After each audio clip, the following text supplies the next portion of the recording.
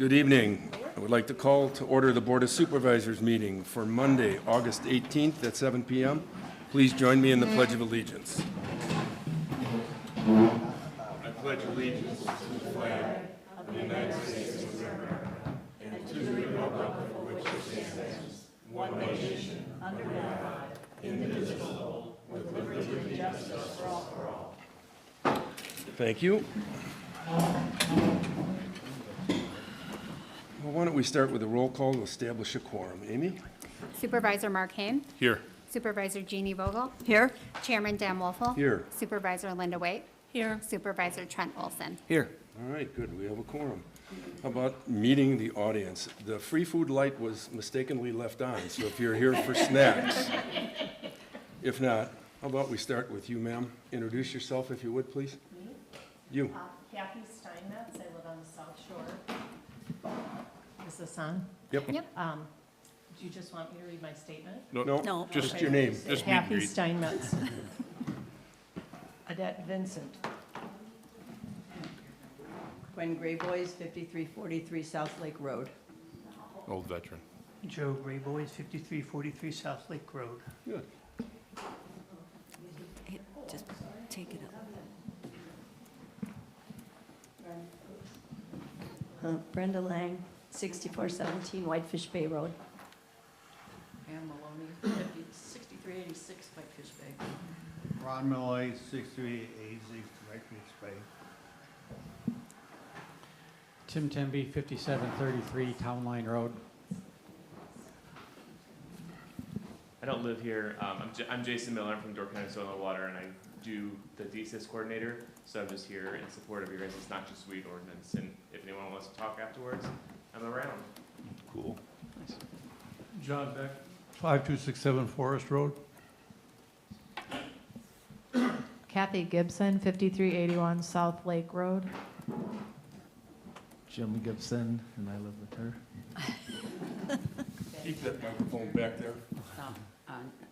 Clark Lake. We have extras. Oh, what was the last I name? didn't catch She your gets name, it. ma'am. I'm sorry, what was the last name? Nope. Okay. Wayne Semmerling, 5531 Clark Lake Drive. Beth Partain, 5250 Grady Road. Terry Schneider, 5258 West Shore Drive.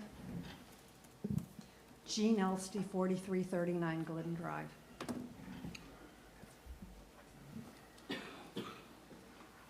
Cole Billing, Sturgeon Bay. George Zachariason, 6290 Bluff Court Trail. Dave Norman, Sturgeon Bay. Josh Julien, Sturgeon Bay. Okay, good. Welcome to all of you. I don't know what the topic is tonight, but I have a feeling it's got something to do with Clark Lake.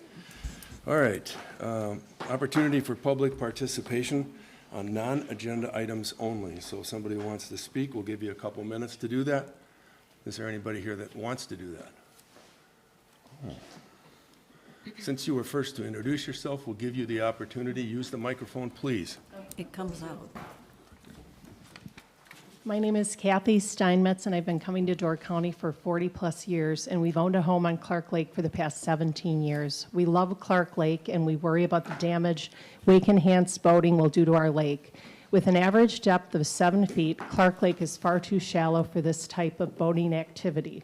There are enough studies out there, most recently the University of Minnesota St. Anthony Falls study, which demonstrates the damage these boats do to lakes even at depths of just 20 feet.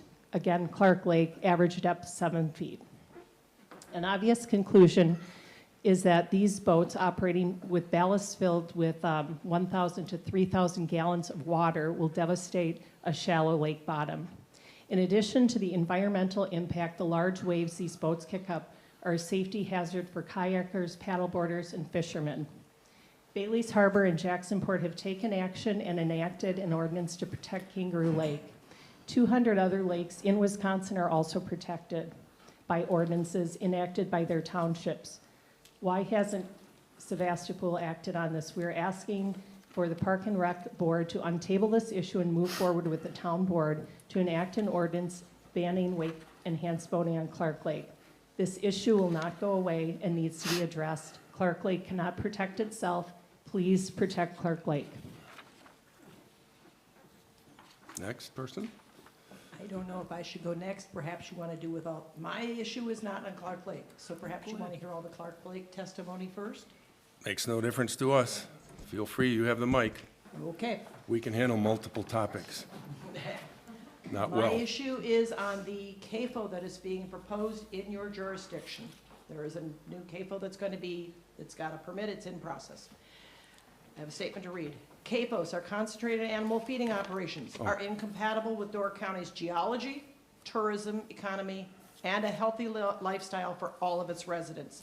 The farm at County Road T and Matthew Road is proposing to expand to a maximum of 2,400 animals from the current 1,400 animals allowed, according to a recently published notice printed in the Door County Advocate, which I may say nobody saw.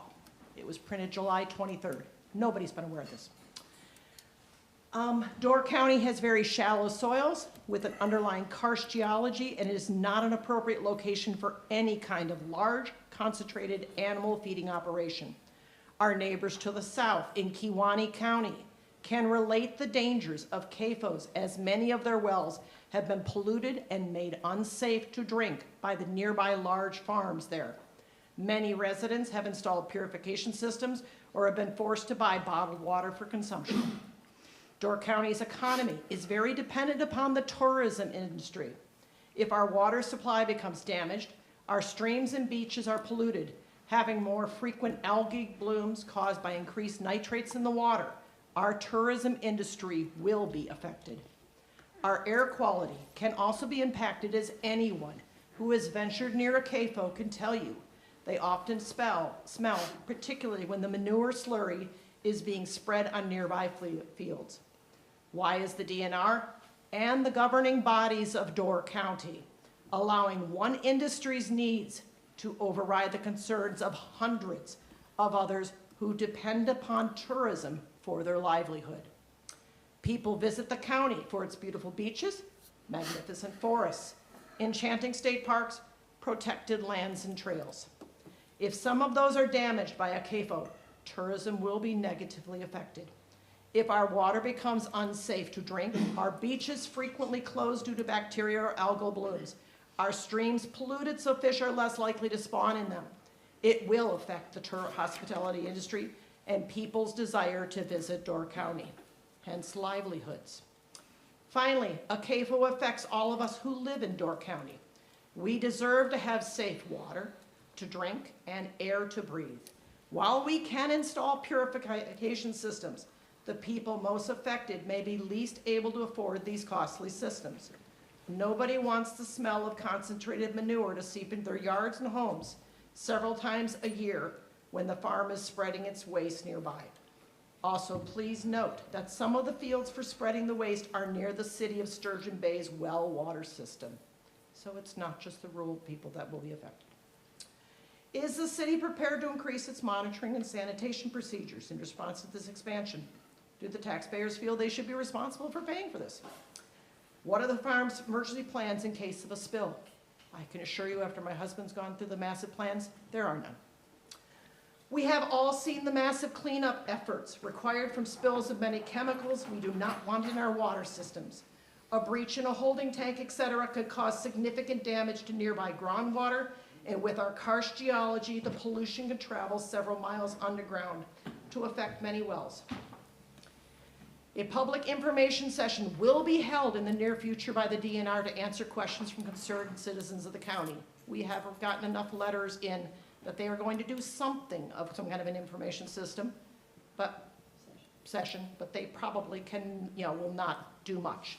We are depending upon local leaders to do something. You guys can erect roadblocks to this. The details will be posted on social media and local papers. And I'm asking people to make their views known to the DNR and to you guys. It is your future livelihood and environment that is at stake. There are literally hundreds of people that are alarmed when we found out about this in the last week. And the DNR closing session is August 22nd. Thank you. You're welcome. Hi, thank you, Mr. Chairman, Town Board Supervisors, for the opportunity to just update you on some new information and activity surrounding our request for a artificially enhanced wake boating ordinance. Both townships, I think you've received, or there were a pile out there, maybe they're gone, a 5 reasons document that was requested by Ms. Vieri of the Jacksonport Plan Commission. Since protecting Clark Lake requires both townships, this is not a, we gave them this information, we gave you this information, everybody needs to have the same information. These are the distilled 5 reasons, which I'm not going to go over now because you have it to read.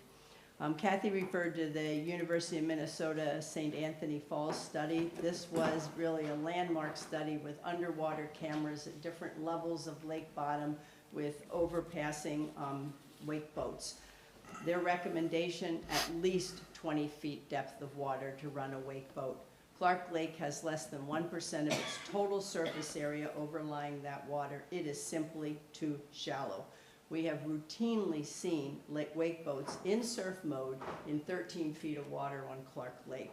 And they are not going at 2 miles an hour, as was previously stated in a public comment section.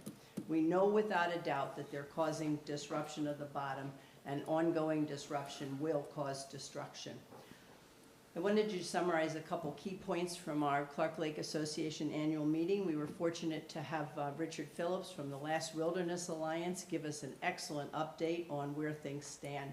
We were also fortunate to have Mr. Londo from the Park and Rec Committee in attendance and Chairman Wilson from the town of Jacksonport present. I have the PowerPoint and would be happy to share it with any of you who were interested but unable to make the meeting. He asked and answered a couple questions. Who can protect Clark Lake from the environmental damages done by wake boats in surf mode? Wisconsin is unique in the United States as being the only state that gives jurisdiction of lakes to the local municipalities. Knowing that, the county cannot protect our lakes. They only govern rivers and streams. The DNR cannot protect our lakes. They don't write laws. They can enforce laws, but they don't write laws. And the state is currently paralyzed with lobbyists on both sides. And we don't foresee any proposed legislation coming out of the state for another year or 2. The big reason they're paralyzed is because the wake sports industry wants to take the local jurisdiction away from the towns and give it to the state. But who knows better how to protect our lakes than our elected officials and the people who live in the towns that currently have jurisdiction over the lakes? As you know, Clark Lake Association joined the Wake Sports Reform Coalition. We are now 80 members strong, and it's there are multiple different organizations from tourism and fishing and environmental lake associations, all working to secure an ordinance that's sufficient at the state level, but it doesn't look like that's coming soon. So why pass an ordinance now? Municipalities are escalating in their ordinance. In 2024, 19 municipalities passed ordinances. In the first 6 months of 2025, we now have 25 municipalities that have passed ordinances to restrict or prohibit wake boats, and they're currently protecting 300+ lakes in the state. As more lakes are prohibiting and restricting wake boating, Clark Lake becomes increasingly vulnerable. Now that Kangaroo Lake is protected, we are the only lake in Door County that still allows wake boats to come on the lake. The people bring their boat here because Door County is a destination. It's a vacation destination, and they see they can still use the lake. The problem is, as you know, that invasive species move in ballast water. These boats cannot be emptied completely. They have to be sterilized with antifreeze, heat. There's no way you can look inside and see, like you can pull weeds off the outside of a trailer. You cannot access these ballast tanks. And these ballast tanks right now, the two species we're most worried about are spiny water flea and quagga mussels. Quagga mussels are in Lake Geneva already, and spiny water flea is in 20 lakes. When you get spiny water flea in the lake, you cannot eradicate it except to drain down the lake and kill everything. The fish cannot eat these little spines. We need to take action to prevent that. It feels like Clark Lake is being held hostage right now. As Kathy said, it cannot protect itself. Only the two towns can protect it, and both of the towns have to protect it. It doesn't matter who goes first. It doesn't matter who has the bigger part of the shoreline. Through Greg Holthurst and Soil and Water, we got measurements of the short line, and no town reaches the 60% minimum that would allow them to go this alone. So both towns have to work together. We have to share this mission. I am requesting, as Kathy did, that we move this out of the Park and Rec Committee sooner than January 2026. There is a method for removing a tabled item. There are several reasons we need to do this. The DNR is not going to take sides, and that was one of the reasons the ordinance was tabled, is because we were waiting to see what the DNR was going to say and do. We know now they will not be able to come forward to make a statement. So, as I've said before, and Kathy said again, Clark Lake cannot protect itself. It needs the towns in whose jurisdiction it lies to protect it for its own health and for the health, safety, and enjoyment of all of us who use it. Thank you for your attention. I know it's a big topic. We've been at it for a long time, but thank you for allowing me to bring more information, new information forward. Okay, if there is anyone else wishing to speak about the Clark Lake thing, okay. I just want to make sure that you bring us something new. I don't want to prohibit you from talking, but I don't want a complete repeat of what we've heard. Thank for Gwen, but, okay, so whoever, is it, sir? My name's Tim Temby, as I said earlier. We've got more and more scientific evidence demonstrating the fact that enhanced wakeboat activity in waters shallower than 20 feet ultimately does significant damage. Through to the great actions of both the town of Sevastopol and Jacksonport, the efforts that you have made through ordinances that include slow no wake areas, no motor zone areas, et cetera, the water quality and the fishing habitat and the fishing quality and ultimately the quality of that entire body of water has significantly improved over the last 25 years. The average temperature for Clark Lake since the last part of July through August has been about 78 to 79 degrees. All of the temperature, with that high temperature, the majority of the fish are concentrating in that 20-plus area at this point in time, in the deepest water. We're attracting a tremendous amount of people for a number of reasons, including fishermen. I'm sure you guys are aware of the high number of people that are coming to fish and ultimately use that boat for recreational. All of those people are fishing in 20 feet of water, including myself. Even the people who are very committed, who are local residents to wakeboating activity, do not have the option to wakeboat in 20 feet of water. I have witnessed it multiple times where those who would ultimately would like to, I'm confident that if they had the opportunity to use 20 feet of water, they would. But they can't.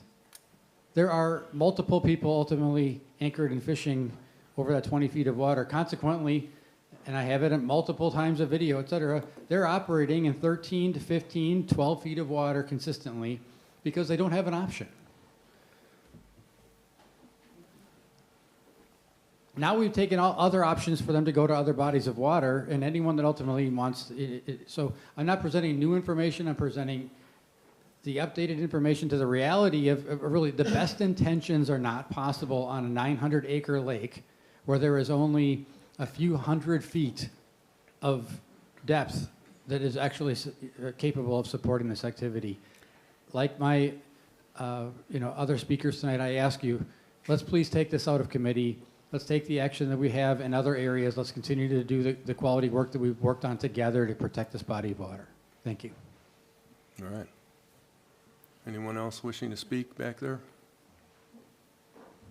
We're done on the, Okay. yes, miss? I just, can you hear me? I just have a concern with the safety. I was out in my paddle boat a couple weeks ago, and there were boats out on the lake, but not near me where I was. But there were some really big waves coming at me. And I'm like, oh no, is this one of those enhanced wake boats?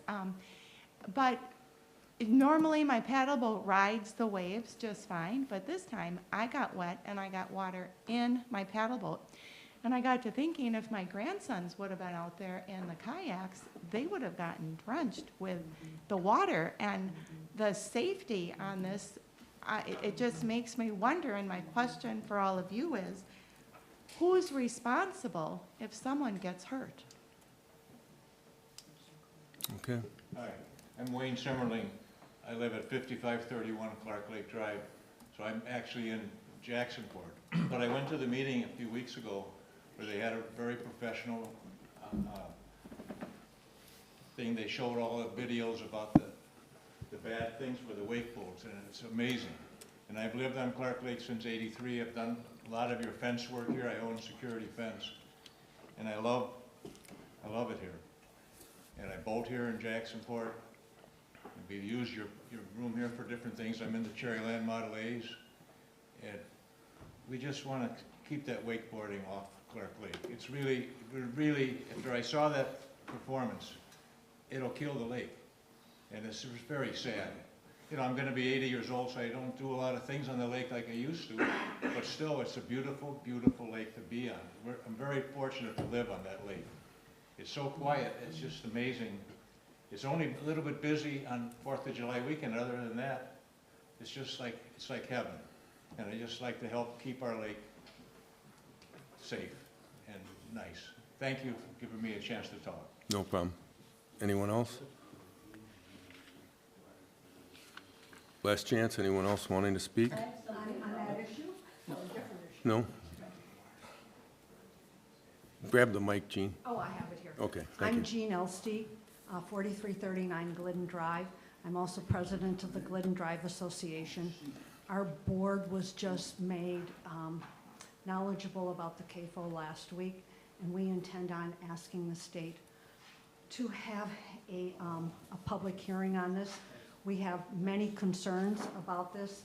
Specifically, the liquid manure will be released at 4 times the level it was in 2024. Am I wrong about that? Nope. No, okay. So we're going to request a public hearing. Our membership does not know about this issue yet because we were more worried with getting the details and getting a letter to the DNR. I don't think that they will be happy, and they will be happy to be involved with the other associations. And we just, again, like some town support on this issue to get our questions answered. Thank you. Okay. Anyone else? Yeah, I have something. I Yes. just want to add to the, oh, I'm sorry. My name is Brenda Lang. I live on Whitefish Bay Road. Annette and you just spoke about this CAFO. I'm not going to repeat what they said, but I think people should know that after this so-called planned expansion, this operation is going to generate 21,450,000 gallons of manure and process wastewater and 1,570 tons of solid waste annually. Many residents are writing to the DNR asking for in-person public hearing.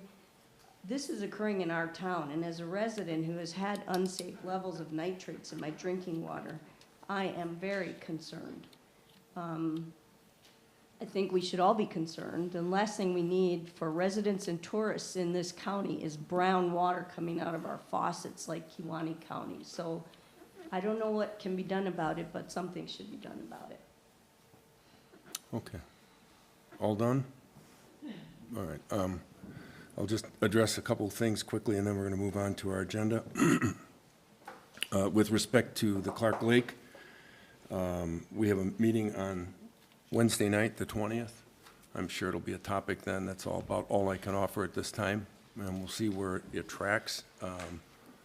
I know that the board is aware of all of the information that's out there because Gwen has kept us well informed. The newspaper, internet, and you name it have been talking about it, so it's not a secret. To jump to the conversation on Gilbert Farms, we're most concerned about the fact that nobody reads the Advocate, so I don't know how anybody found out about it.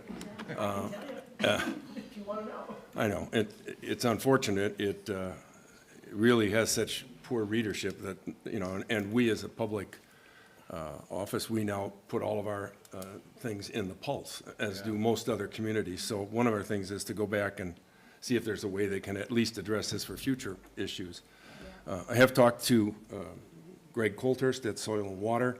They have been aware of this for some time. I don't want to put words in his mouth, but my impression would be is that they are reasonably comfortable with where this thing has been tracking. Now, on the flip side, he's expecting a hearing, and all of the documentation that came out regarding this says you have to submit 5 different sources to obtain a public hearing, and I'm confident from what I've heard about the process that there will be a public hearing, which will give everybody an opportunity for input. And the other thought just escapes me. Greg said typically, at least during these meetings, or hearings, they're able to make modifications to what's going to happen. Whether or not it satisfies our itch or not, I can't say. But he said it is favorable, obviously, to have it and to try and express concern and see where it's going.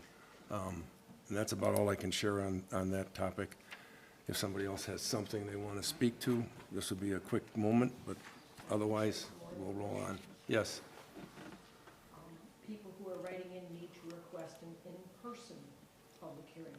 What the DNR responded back this morning with is they think they're going to do this via a Zoom. I literally have probably 100 or more people maybe writing letters.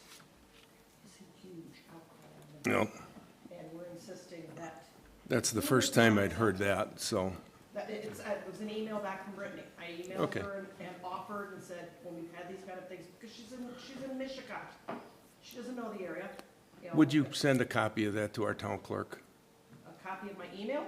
A Or copy her that, response? the response that said, Absolutely, I can do that. right, do that, Your email and we'll address. follow up on it. Basically, they're proposing whatever, and I said that's not gonna be acceptable, and she said she'd take it up with her supervisor. Okay, we'll follow up on that. Thank you. All right, good to go? One quick question. There's been a lot of people in contact with Greg Colthurst. I'm sure when he comes in the morning, you could just shudder with his inbox. But do you happen to have maps that, this is what I asked him for, where I can overlie the farm where, the land where they're gonna spread the manure with the watershed that's underneath it? Because I went through that whole DNR permit, I could not find it, and here it just says Frontal Lake, Michigan watershed. Well, I do not have any you maps, don't, okay. but that's If I something, find something, I will share it with you. yeah, well, the maps that are on the Door County website, the GIS maps, tell you what the soil depths are. Granted, it might vary, but you can at least from a resource, but we can ask that when we ask the question with Yeah, 'cause respect. we don't know where those 1,000 acres or extra 1,000 acres are. I'm hopeful it's all getting hauled to Kiwanee. No, just kidding. I shouldn't say that. Yeah, you shouldn't say that. Well, let's hope it's wherever. At any rate, we will follow up on that. So, all right. Let's go back to our meeting agenda, and I assume it was properly noticed? The agenda was properly noticed. All right, we would need a motion to approve the agenda. Make a motion to approve the agenda? Motion by Trent, second by Jeannie. All those in favor signify by saying aye. Aye. Opposed? Okay, our agenda is good. First thing is the approval of minutes from the Board of Supervisors meeting from July 16th and the Board of Review meetings from July 22nd. You should have all had a chance to read those prior to this and send in any proposed corrections. with that, a motion would be in order? I'll Okay. make a motion to approve the minutes from the Board of Supervisors meeting for July 16th, 2025, and the Board of Review meeting from July 22nd, 2025. Okay, a motion from Jeannie, second by? Second. Oh, go ahead, Trent, you can have it. Second by Second. Trent. All right, all those in favor signify by saying aye. Aye. All right, opposed, motion carried. All right, pending business. You didn't get any handouts with respect to funding because frankly, there's so many variations on it, I didn't want to burn down a ream of paper. At last month's meeting, we approved borrowing the necessary funds to make the payments, which all occur in 2026. Anticipating, God only knows if this will happen, but anticipating some reduction in interest rates at September, I have not sent in an application as yet to borrow those funds.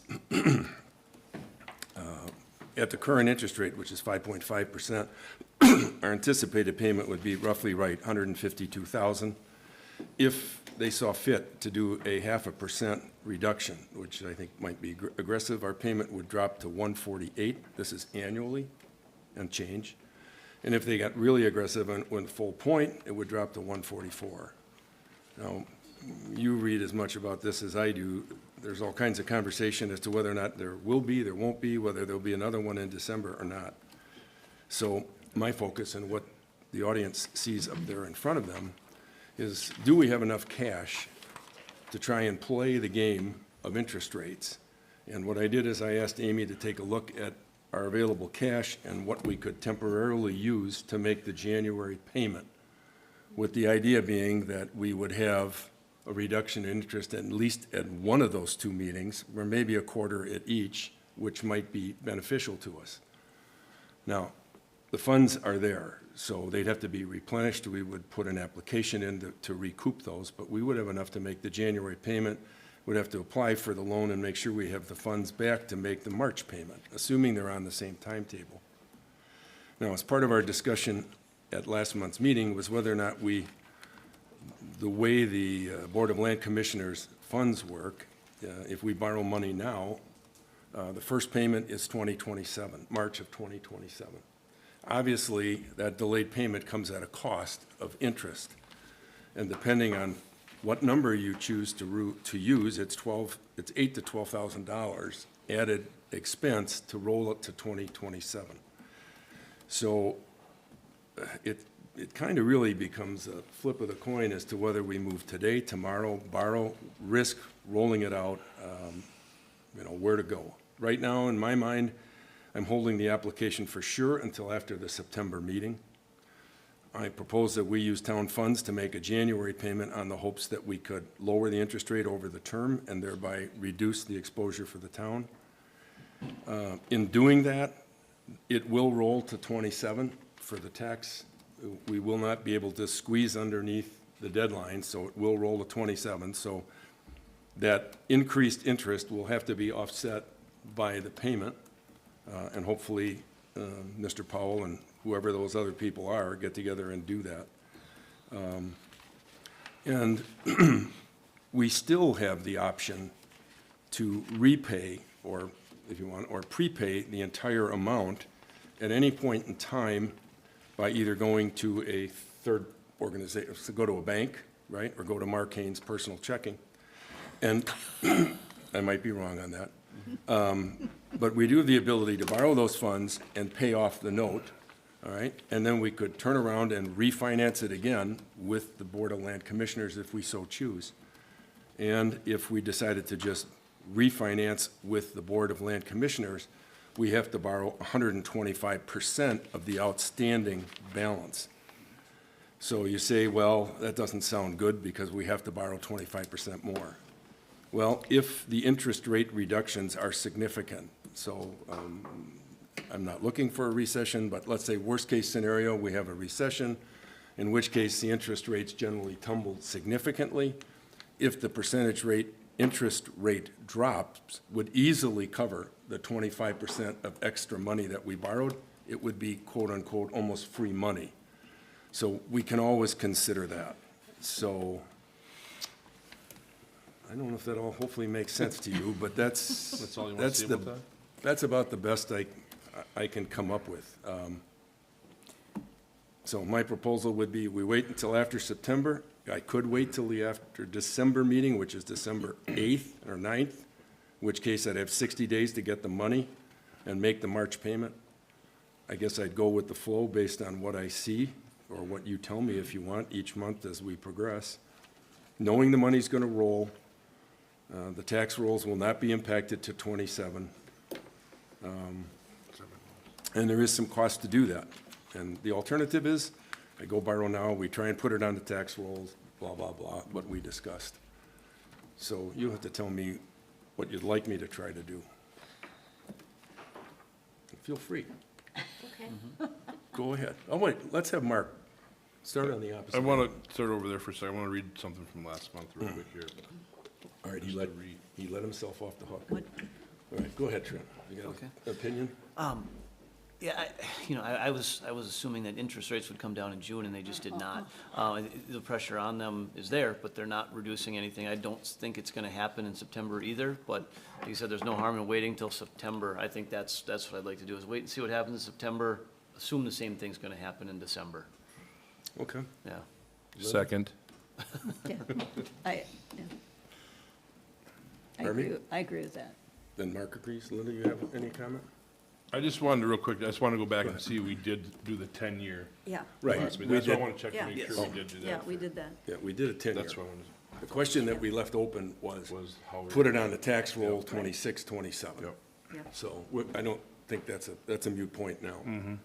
So, thoughts, Linda? I'm just a little confused Any mic? because when you started out, Mr. Chairman, you said the first payment was due March of 2020. January of 26, second one is March. Yes. Right. Okay, all right.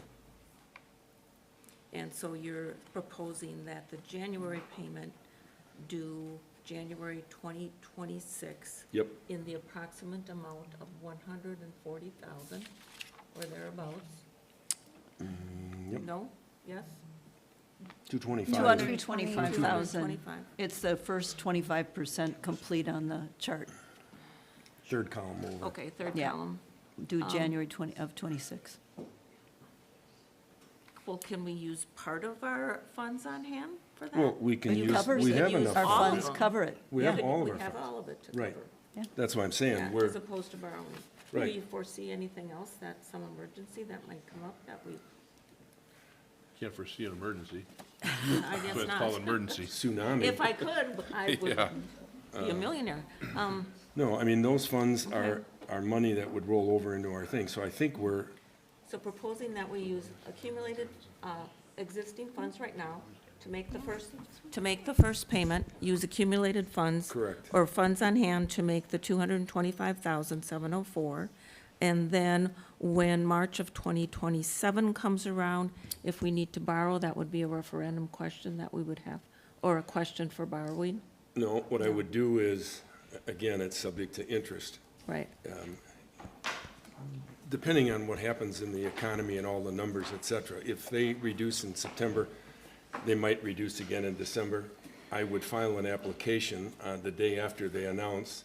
Okay. It takes 60 days to get the money back in hand after the application is applied, so I would go out and do that. I wouldn't get the money, obviously, in January, I wouldn't get it till middle of February, but that would be early enough to make the March payment. And the funds would replenish what we paid the January payment out of our funds. So I wouldn't come back and ask again and again. If we want to refine that, once we get to September, and if the numbers don't look good, from the economy, from the Fed's perspective, then I might wait. You can give me that feedback. But otherwise, once we do it, I'm going to borrow it all Oh, at one. at one time and done with it, because I can't, I'd be kind of driving myself nuts filling out applications for and the hoping I tip. get the money in time, and that their timetable is projected. If their timetable moves up, and I mean, right now, if you haven't seen them in your community, these guys are out working till 7:30, 8 o'clock at night. And, I mean, they're very aggressive, and so I got to make sure we have the funds. I don't think I need the exposure that we couldn't pay. Yeah. You, Well, that was per our meeting, our Yeah. Right. action last Correct. month to borrow. That we would borrow The at one. 1.1.29. Right. Yep. For 10 years. Yep. Yeah. I just wanted to Okay. clarify it, make sure that there wasn't a change in that. So, okay, everybody on board? Yep. All right, let's leave it at that. We were fortunate to receive an update from AT&T on our completion schedule. I'll let Jeannie talk to that. There's And somebody putting, it okay, should there's the map. be right there. Okay, yeah. Hey, Magic. excitement, people. AT&T has provided us with a map with the estimated completion dates. Isn't that great? So as you can see by the map on the screen, the town is divided into areas. 2 areas along the border with the town of Egg Harbor will be completed in September, along with Institute and Valmy areas. That northwest upper corner area shows completion in October. By the end of the year, the area along Glidden Drive and Clark Lake will be completed. 3 additional areas in the midsection of our town show completion by early 2026. And the area, including most of Bayshore Drive, will be completed by, for the installation by early summer of 2026. So please understand that some of those dates may be affected by weather. We all know about winter here.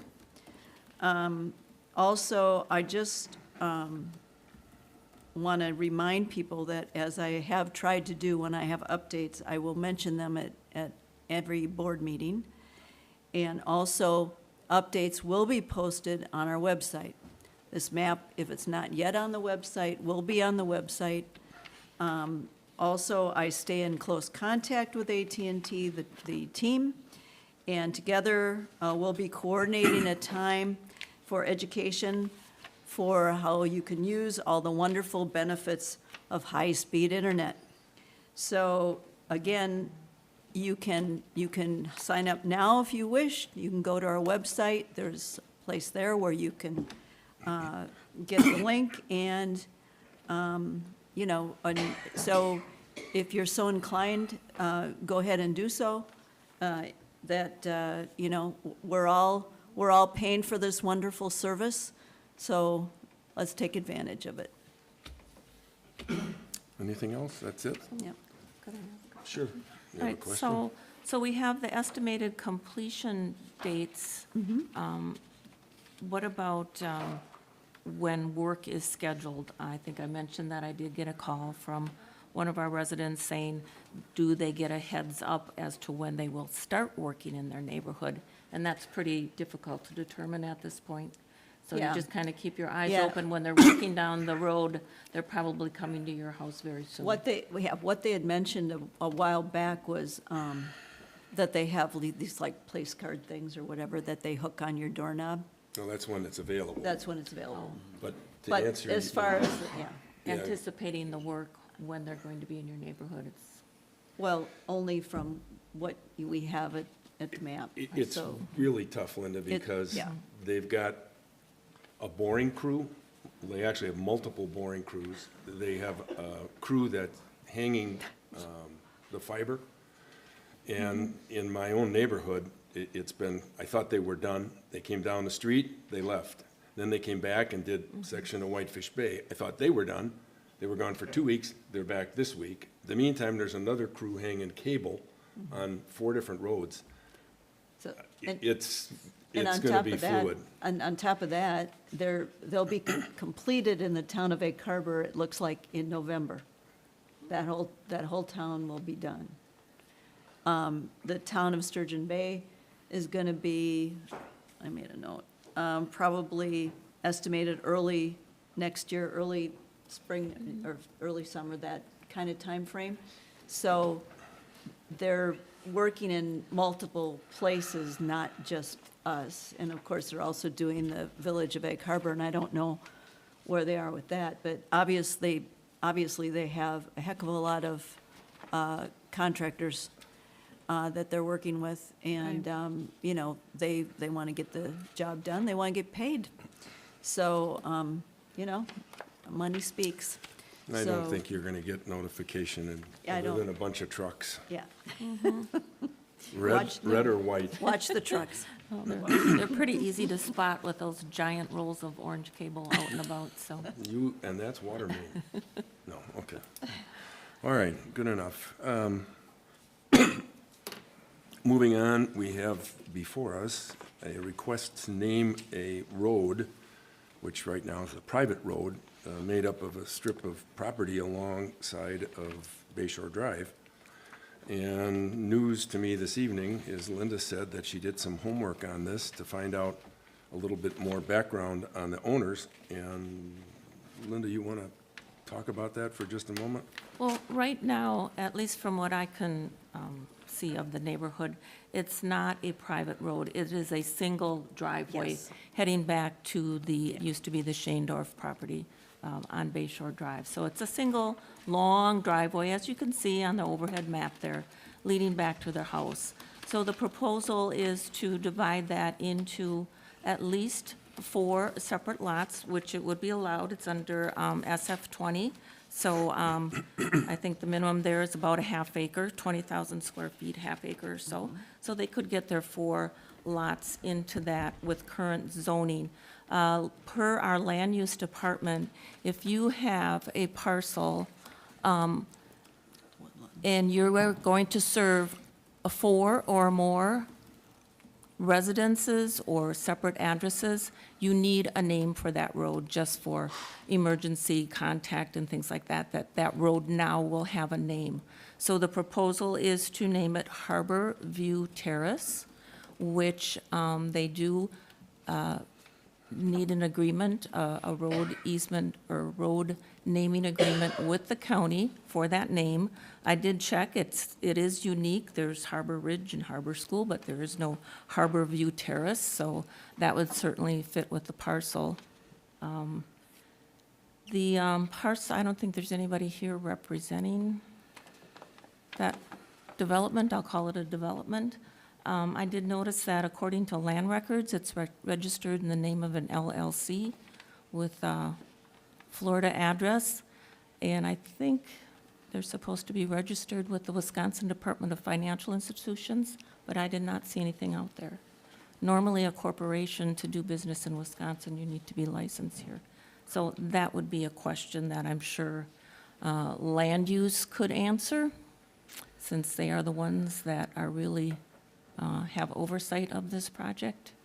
So we would bounce it back to Tara and let her do the necessary homework and just revisit this next month? Would be the best alternative? Are we okay with the name? I'm okay with the Me name. too, Is it- and another, oh, I'm sorry. No, I was just gonna say, is that what you would suggest? Right. Given the that- LLC? Right, that if it is a corporation, you know, that they're licensed to do business in Wisconsin, and maybe a landowner is exempt from that requirement. But another thing that land use pointed out, and on the map there, any, like that triangle in orange, That's and the only- map before it and the map after it, Yep. those are forest, Yep. woodland forest, and you are only allowed to remove a maximum of 40% of woodland when it has that designation. And some So has already been certainly, still removed. have plenty of room for a house, Yeah.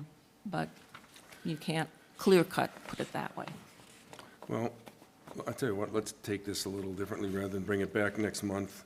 If no one has an issue with the naming convention, let's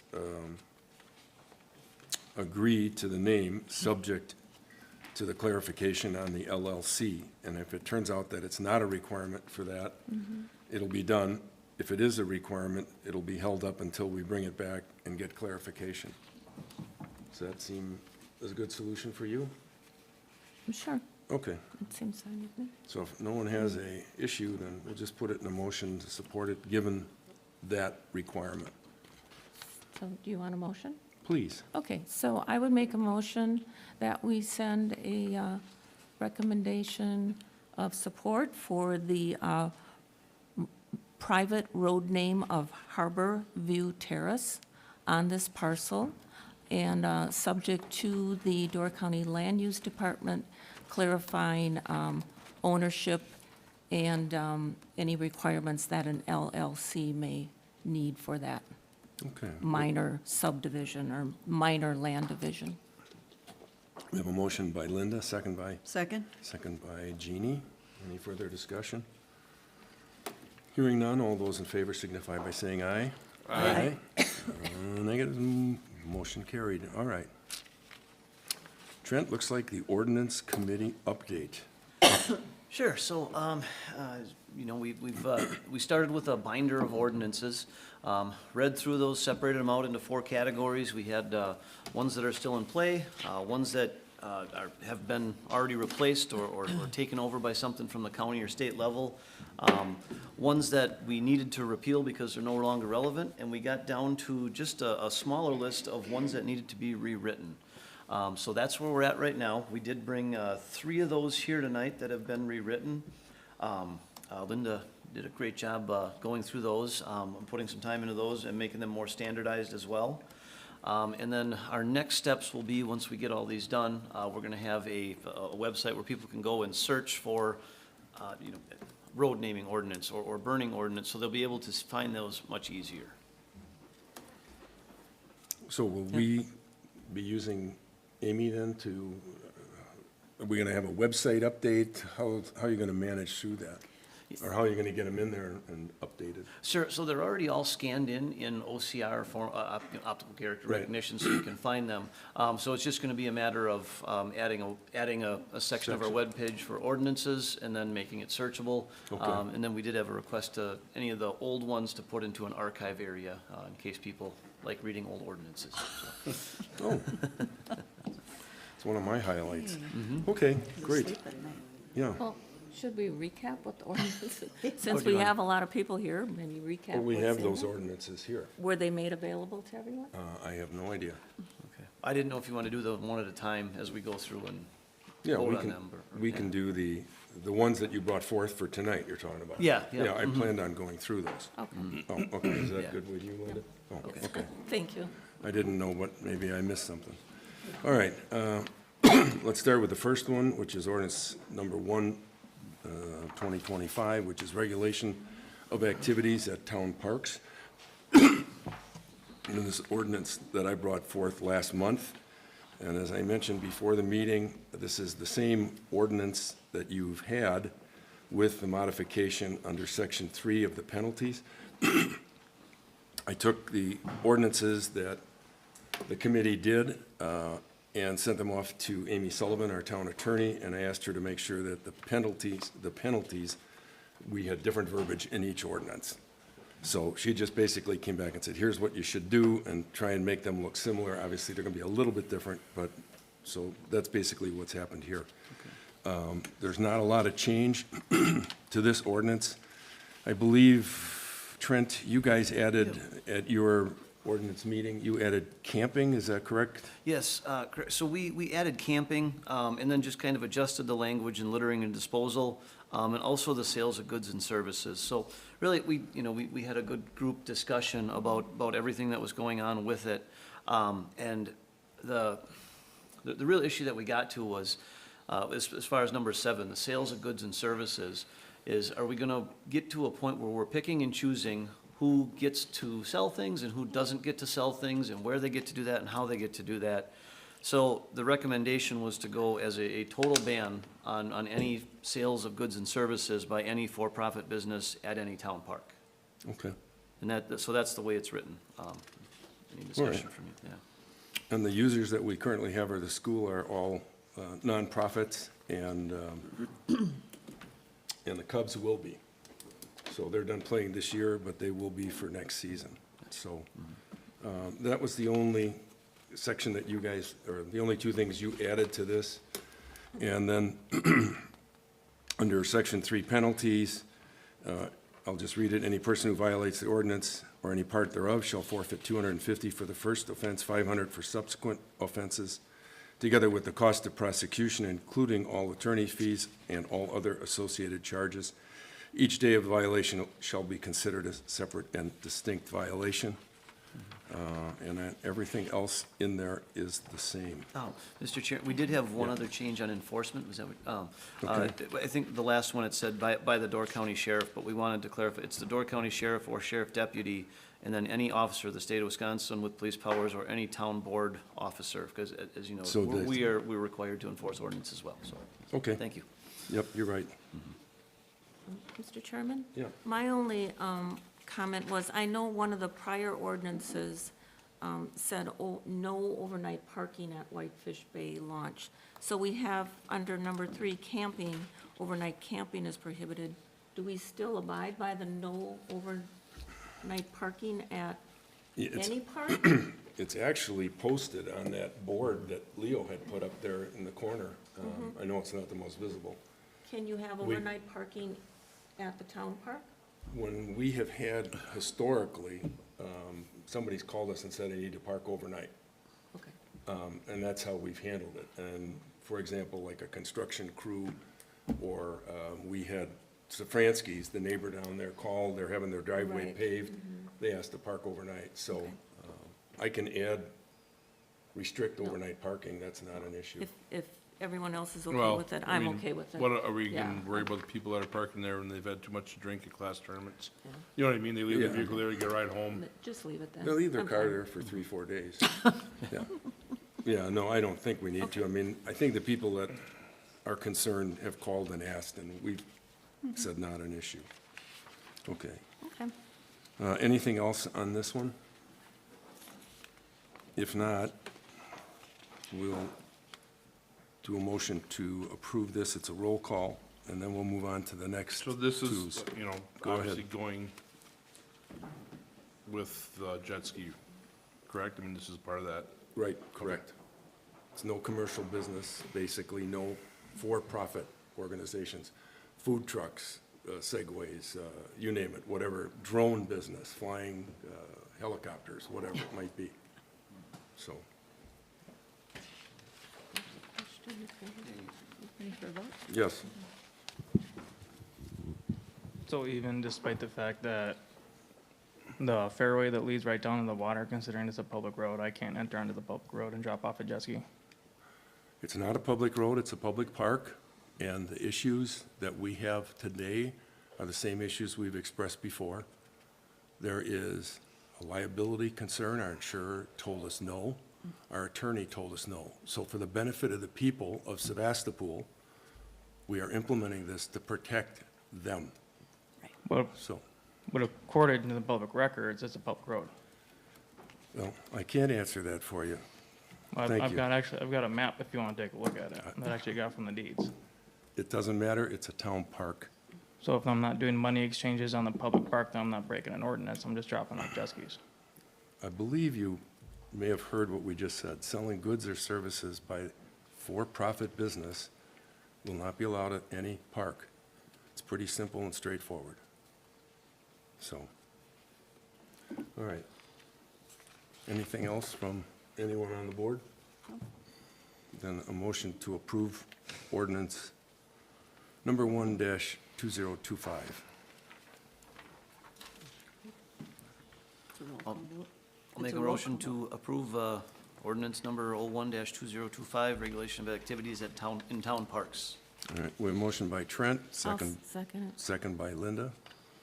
All right, and this is a roll call, so Amy, Supervisor Olson? Aye. Jeannie Vogel? Aye. Supervisor Waite? Aye. Chairman Dan Wolfle? aye. Supervisor Markane? Aye. Okay, thank you. All right, we'll move on to ordinance 2025, regulation noxious noxious weeds and invasive species in the town of Sevastopol.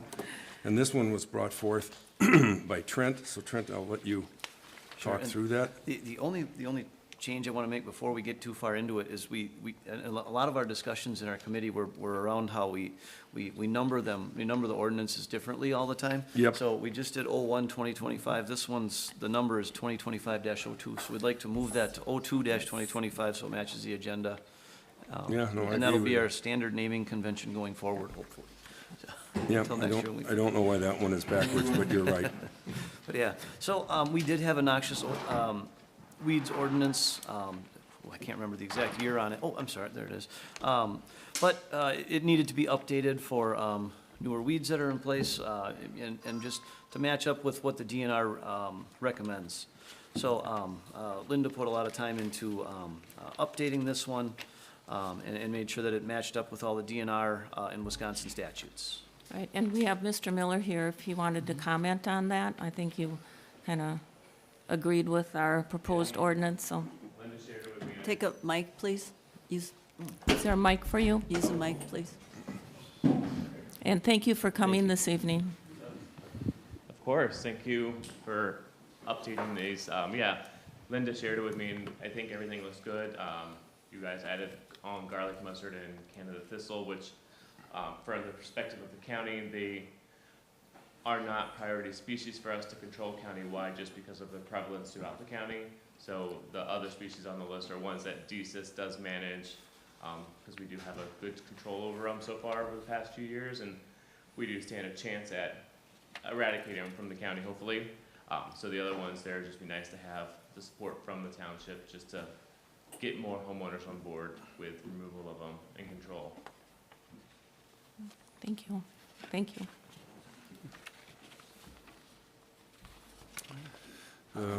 We left enforcement, just go back to it. The enforcement's the same. Yep. Section 5. Yep, that one's the same. Okay.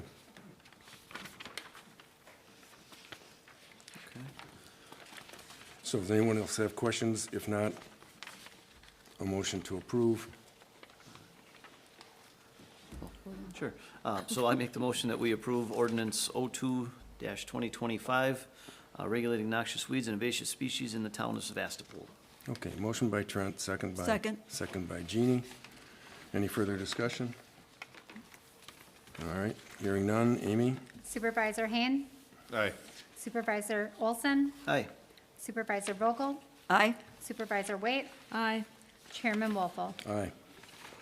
All right, 2 out of the 4. Okay. All right.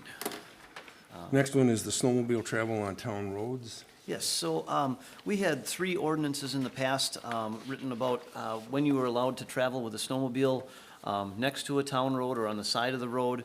And really, some of them they named roads that are no longer used as part of the trail.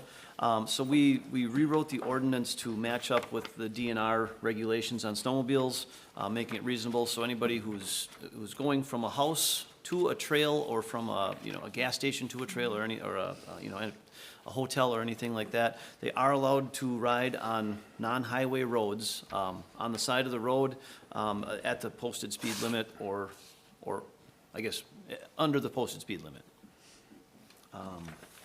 Let's see, anything else that we want to do? Yeah, so this one really, it just brings it current. It doesn't name any roads that are currently part of the trail. It's just, this is what the DNR recommends, so. Yeah. Okay. Any questions from anyone?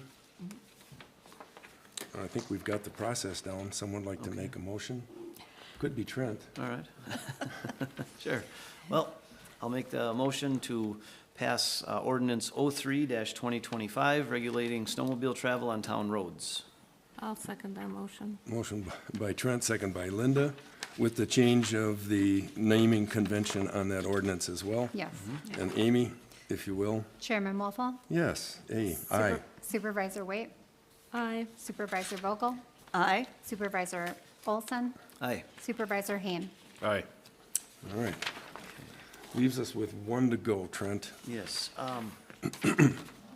And now this one's our burning ordinance. Do we want to table this one until next month based on, or I'm going to defer to Linda on this. So we sent it to Sturgeon Bay Fire Chief Kaylin Montevideo for her comments, and her response was had a question on enforcement. So, and plus our attorney is making them consistent when it comes to enforcement. So if you look at section 4, we could probably still approve this, subject to the recommendation that Section 4 be enforcement, comma, penalty and forfeitures. And we could add a sentence that says, this ordinance shall be enforced by the issuance of a citation by the town, and then carry on with any person who violates, and the amounts can be consistent per our attorney. Since this is, since burning could be a serious offense if somebody's violating, I think, you know, having a higher amount for that second or third offense is warranted, because it is serious. Yep. So maybe with those, that change there. And then also she had a question, the fire chief had a question on Section 3, number 2, fireworks. The county's new comprehensive zoning proposal through 2045 says that they implement whatever the DNR policies are on fireworks. So the town really does not issue any fireworks permit. We have one Correct. seller within the town, but we have never, or we've discontinued issuing permits for the lighting or maintaining of fireworks. So maybe we need to change that, to tweak that, to say just something along the line that the town will not be issuing any fireworks permits. Or only, Or just the town does except- not issue fireworks permit. Yes, the town does period. not, period. Very good. Mhm. Yeah, just add that, Amy. Does not Town issue does not any. issue fireworks permits. Right. So with those changes, we should be good to go. She's reviewed them, so. Okay. Have you captured? You're good to go? Okay. Gee, Trent, your name's on this. All right. You can make a motion. Okay. I'll make a motion that we approve ordinance number 04-2025, burning ordinance. All right, motion by Trent, second by? I'll second. Second by Linda. Any further discussion? If not, Amy? Chairman Wolfle, Aye. Supervisor Waite, Aye. Supervisor Vogel, Aye. Supervisor Hain, Aye. Supervisor Olson. Aye. Aye. All right, Great. motion carried. That one's done. Thank you, All everybody. right, great. Thank you. Thanks for the work. Get moved on to something here. All right. Oh, treasurer's report. Let's see here. We have the account balances and your budget versus actual January through July. And you have the transactions by date for the month of July. And Amy, do you have any, you must have some comments. I see your name here, treasurer. I do. The town has received the August settlement from the county for the remainder of the taxes. We have also received fire dues from the state, and we're going into budget time. So please start thinking about your 2026 budgets to your respective committees. All right, thank you. So we would need a motion to put these on file, approve and put them on file. Who would like to do that? I'll make motion to approve and put on file the treasurer's report. Financial reports and treasurer. Finance That's fine. report, sure. All right, motion by Mark, second by? Second. Second by Trent. All those in favor signify by saying aye. Aye. Aye. Opposed? Good, moved. All right, thank you. All right, approval vouchers, bills, and claims. I think everybody signed those. I think I was the last. So, a motion to approve. I'll make a motion to approve the vouchers, bills, and claims from July 22nd, 2025 through August 18th, 2025. Motion by Jeannie, second by, Second. you guys have to, I couldn't I'll tell take who that was one. first. I'll take that one. All right, we'll give it to Mark. Thanks, Trent. Motion by Jeannie, second by Trent. Approval of vouchers, bills, and claims. All those in favor signify by saying aye. Aye. Opposed? Motion carried. All right. Any oral committee reports? Well, we do have, before we go there, we do have ordinance committee minutes from June 5th. We'll need a motion to approve those. I'll And- move to, Go ahead.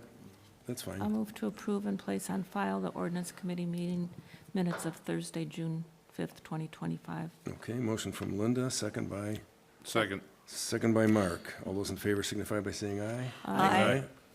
Motion carried. All right. Does anyone have a oral committee report that you'd like to share? Quickly? Quickly. Okay, Destination Sturgeon Bay, I did get to attend their meeting on July 30th because it was on a day that I was not working at the Y. So they were all hyped up and getting ready for the tall ships.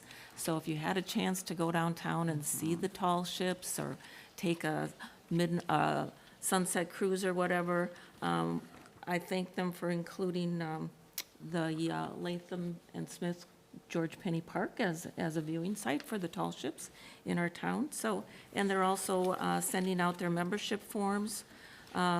You do have to, unlike Destination Door County, where memberships are free, Destination Sturgeon Bay, their annual membership is $425 per year. So any businesses that want to jump on board, if you're not already a member of Destination Sturgeon Bay, you can reach out to them.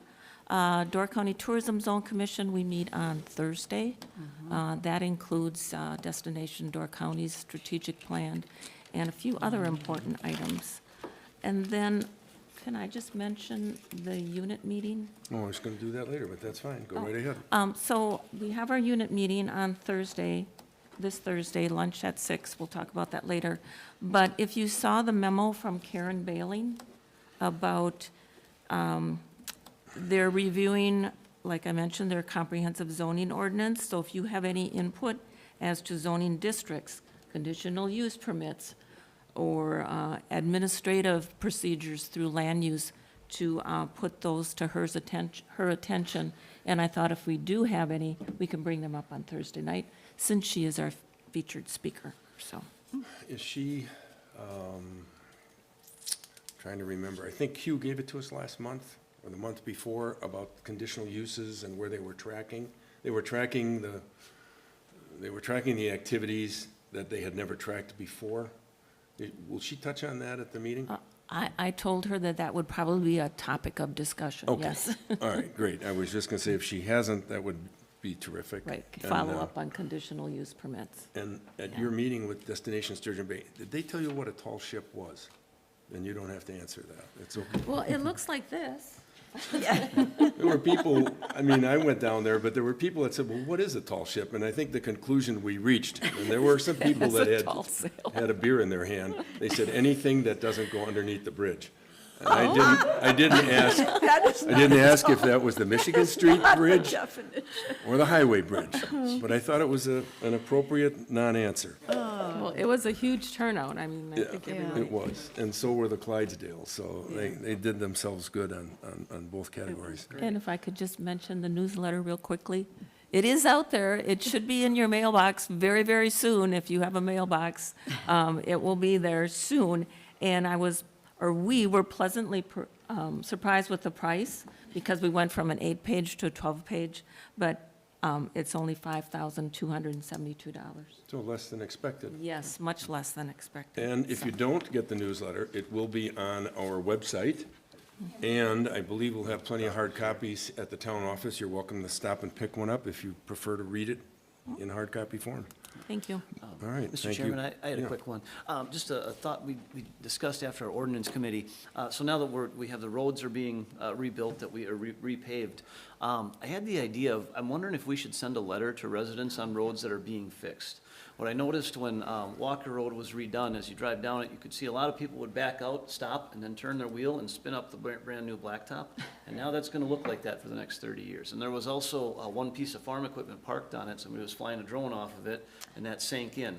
So, you know, it would be nice to notify people of like best practices for the first 24 hours after we do the road, to help protect it. And really, it's not going to be redone for another 30 years, so it's going to look like that in front of your house. So it might be just a good way to let people know, hey, if you don't do that, it's going to look a lot better and last longer. That's a good point. So. Yeah. Or just a heads up. Well, Once we could combine it. Once we decide on the roads we're gonna do, send those people Send a it out. letter. Yeah, exactly. Saying, heads Yeah. up, they're gonna be working, and by the way, don't Don't. take it easy on the new block. And if you see AT&T come along with a trencher, stop them. So, okay, that would be a thank good you. idea. I know that Amy looked extremely excited with the opportunity to find those people and notify them. Well, we have that tool through the county. and It's, that you know, this may be a foldable- case where It's we pretty- could use AI. Yeah. That would be trans artificial intelligence. All right, good to go. Thank you. Thank you. It's a good ask. I mean, a good reason to do. We expanded everything when we came to short-term rentals, and we've expanded people that are asking for variances to make sure that we incorporate more people. It makes sense to do that. I think it's a good effort. So we have the county board report, which is District 14 supervisor. About 15. He's got 15, isn't he 14? Yeah, maybe he's been upgraded. Does Dale know he's, whatever, never mind. The only thing I'll make mention of here is way down on the bottom where it talks to 2025 county board municipal share of public safety radio and system costs. As you know, this is a very expensive effort to upgrade to digital. The good news is it was questionable whether we were paying a portion, who, what, where, when, and how. The good news is they're paying for all the hardware. The county. The county. The bad news, I shouldn't say bad news, but the other side is, with this, there's a lot of extra add-on costs, software upgrade, maintenance, fine-tuning, et cetera, we don't know to what degree, but there will be ongoing expense to the town to maintain these radios. And my point in mentioning it here is only that we really need to keep a close guide on what our home-based, Sevastopol-based EMRs, because we don't need to pick up extra cost when these services are being duplicated by fire departments or not EMRs, but what's the next one up from, a paramedic. So I leave that in your trusting hands, just to make sure we're on top of that, and so it doesn't slip through the cracks, and we can give them an updated list on a regular basis when they ask for it. So, good to go. Thanks, you. Okay. So he is 14, it's been 15 the last 2 months, this month and last month. I don't know how he got elevated. Probably a slip of my finger. It's correct on mine now that I wrote it in. Okay, sure. Since we have Jason Miller here, so one of the resolutions was approval of a PAMF grant for Phragmites control. Yeah. So the county is getting some money, or? Yeah, so we get a lot of money from various grants. So how my program works is all the invasive control that we do in the county is funded either through donations from people like you, towns, whatever, or through grants either through the state or federal level. And after the American Recovery Act funds that we had ran out, I'm sort of piecemealing things together. So one of the grants that I applied for is a very small scale grant. So that is an acronym. My job has tons of acronyms. It is the Phragmites Adaptive Management Framework. It's a program that's put on by the Great Lakes Commission that anyone managing Phragmites can participate in. Doesn't matter who.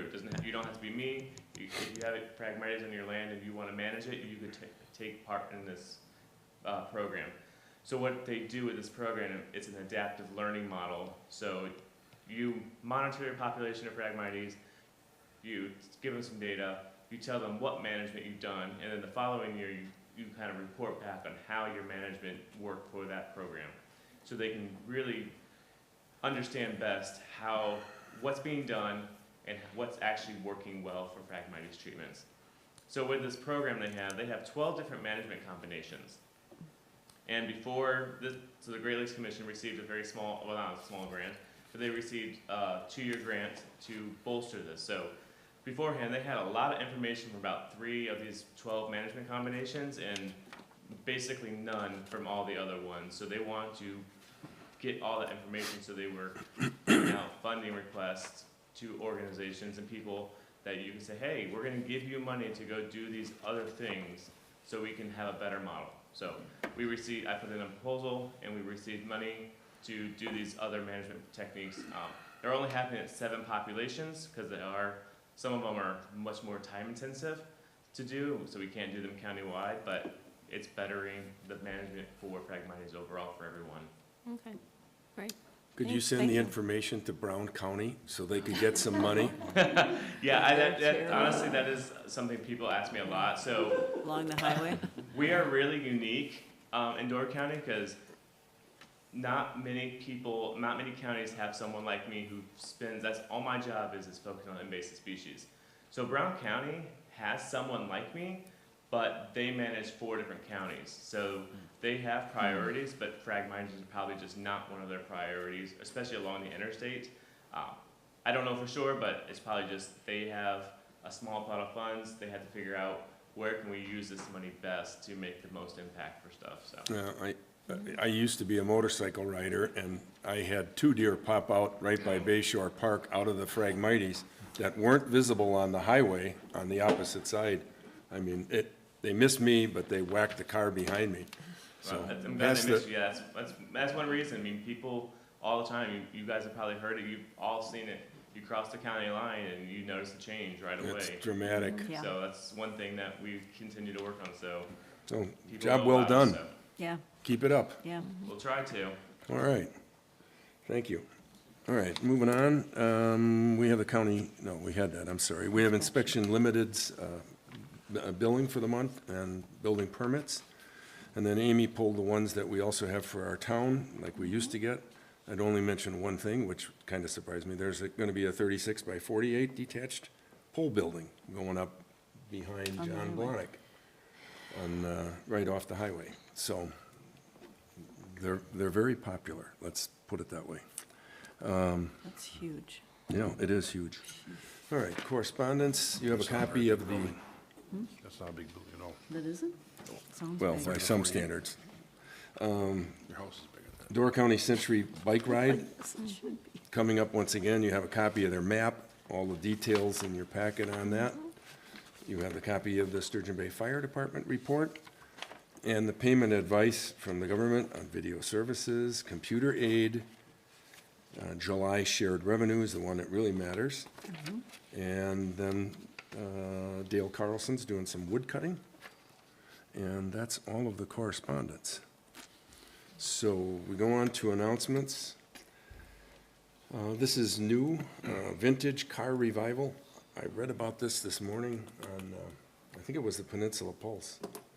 And it was an interesting new show, new effort at the Thresherie Grounds this weekend, featuring a variety of things. Take a peek at all the different things that they have for 3 days running, from bands, you name it. It might be worth a look. It was $10, I think. It wasn't bad.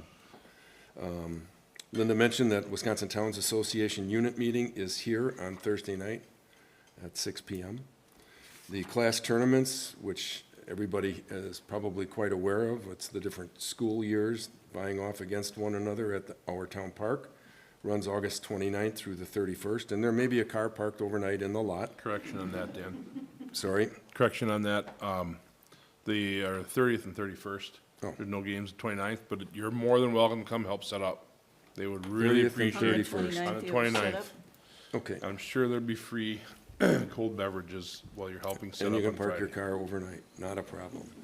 And our next Board of Supervisors meeting is Monday, September 15th at 7 p.m.